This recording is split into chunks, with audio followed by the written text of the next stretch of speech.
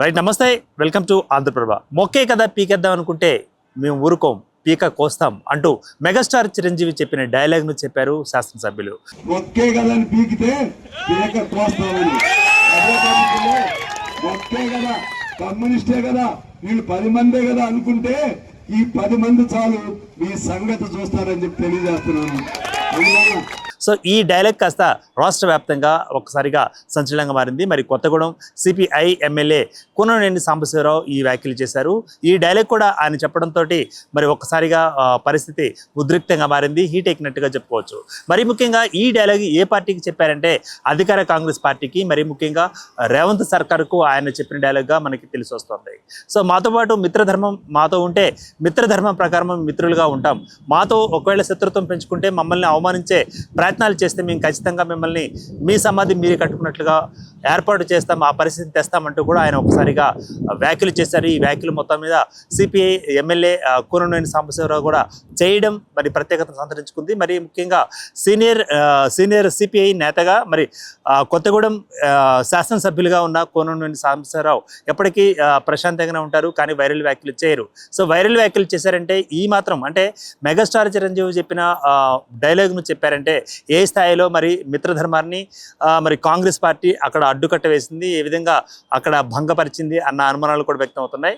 So మిత్రధర్మం ప్రకారం మేము మిత్రంగా ఉన్నాం, సో మా 10 మంది ఎమ్మెల్యేలు కూడా మీకే సపోర్ట్ చేస్తున్నాం, అంత మాత్రాన మమ్మల్ని అవమానిస్తే ఊరుకునేది లేదంటూ కూడా ఆయన ఒక సినిమా డైలాగ్ చెప్పారు. సో ఇదే క్రమంలో మీ శిలాఫలకాన్ని మీ శవపేటికను మీరే సిద్ధం చేసుకున్నట్లే మమ్మల్ని కామెంట్ చేస్తే, మీ పత్రం మీరే రాసుకుంటే మీ పత్రానికి సంబంధించి మీరే దానికి శిలాపలకం తయారు చేసుకుంటే, ఈ శ్మశాన వాటికి ఉంటుంది శవపేటికను మీరే తయారు చేసుకుంటే మేమేం చేయలేం. మమ్మల్ని అవమానిస్తే, మమ్మల్ని తక్కువ చూస్తే అంటూ కూడా కూనంనేని ఘాటుగా స్పందించారు.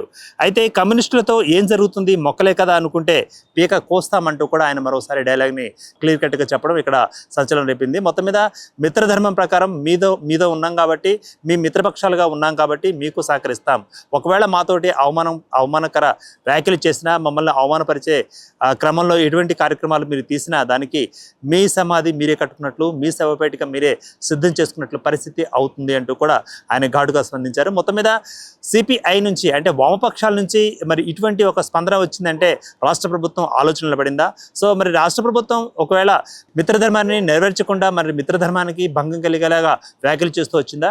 కేవలం మొక్కలుగా మాత్రమే వారు ఉన్నారంటూ కూడా మరి రేవంత్ రెడ్డి ఎందుకని గతంలో వ్యాఖ్యలు చేయడం అంటూ కూడా ఆయన యొక్క వ్యాఖ్యల ద్వారా మనకు తెలియవస్తుంది. మొత్తం మీద మీ అధికార పార్టీకి మేము మిత్రులుగా ఉన్నాం కాబట్టి మిత్రధర్మం ప్రకారం జాగ్రత్తగా ఉండండి, అంతమించితే మా యొక్క పవరు ప్లస్ మా పొగరు ప్లస్ మాకు కోపానికి కూడా మీరు మరి బలయ్యే అవకాశం ఉందంటూ కూడా ఆయన చేసిన వ్యాఖ్యలు. మొత్తం మీద ఈ వ్యాఖ్యలు వామపక్షాల నుంచి వచ్చాయి కాబట్టి వారి వామపక్షాల పట్ల మరి వారు ఎలా మెలుగుతున్నారు, మరి ముఖ్యంగా రేవంత్ సర్కార్ ఎలా ముందుకెడుతోంది అన్న క్రమంలో సందేహాలు వ్యక్తమవుతున్నాయి.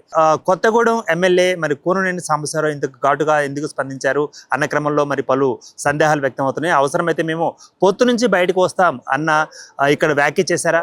సో పొత్తులో మేము ఉన్నాం కాబట్టి మమ్మల్ని మీరు తక్కువ చూస్తున్నారు, అందుకని మేము పొత్తు నుంచి బయటకు వస్తాం, మా పార్టీ తరపున మా 10 మంది ఎమ్మెల్యేలు ఉన్నారు కాబట్టి ఆ 10 మంది ఎమ్మెల్యేలు పవర్ ఏంటో కూడా చూపిస్తామంటూ ఆయన చేసిన వ్యాఖ్యలు ఇప్పుడు సంచలనాన్ని రేకెత్తిస్తున్నాయి. మరి ఇప్పటికే పొత్తులో ఉన్న వామపక్షాలు మరి ముఖ్యంగా సిపిఐ మరి సిపిఎం కూడా ఇదే వ్యాఖ్యలను ఒకవేళ సమర్థించుకుంటుందా, మరి సిపిఎం వాళ్ళు కూడా ఎలా స్పందిస్తారో చూడాలి.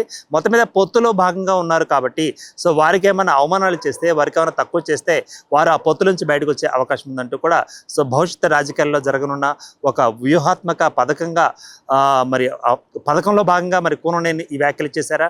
సో పొత్తుతోటి ఆల్రెడీ విసిగి ఉన్నారా అన్న ప్రశ్నలు కూడా వస్తున్నాయి. సో ఒకవేళ ఆ 10 మంది ఎమ్మెల్యేలు బయటకు వస్తే తదుపరి మరి ఏ ఎమ్మెల్యేల నుంచి ఆ యొక్క మ్యాజిక్ ఫిగర్ను లేదా ప్రభుత్వానికి కావలసిన మ్యాజిక్ ఫిగర్ను సమకూర్చుకుంటుంది రాష్ట్ర ప్రభుత్వం అన్న ఆలోచనలు కూడా ఇప్పటి నుంచి మొదలయ్యాయి. మొత్తం మీద కూనంనేని మరి పొత్తు నుంచి బయటకు వచ్చే క్రమంలోనే అంటే ఆ ఆలోచనలో ఉన్నారా? కూనంనేనితో పాటుగా మరి సిపిఐ సిపిఎం ఎవరైతే మరి వామపక్ష మరి ఎమ్మెల్యేలు ఉన్నారో వామపక్ష ఎమ్మెల్యేలు కూడా ఒకసారి బయటకు వస్తే ఎలాంటి పరిస్థితి, రేవంత్ సర్కార్ ఎలా మరి ఒంటరిగా మిగిలిపోతుందా? వామపక్షాల నుంచి అంటే వామపక్షాలు ఒకవేళ ఈ యొక్క పార్టీకి ఇచ్చిన మద్దతును ఉపసంహరించుకుంటే రాజకీయంగా ఎలాంటి మార్పులు చేర్పులు రానున్నాయన్న కూడా ఒక ఆలోచన అయితే మొదలైంది.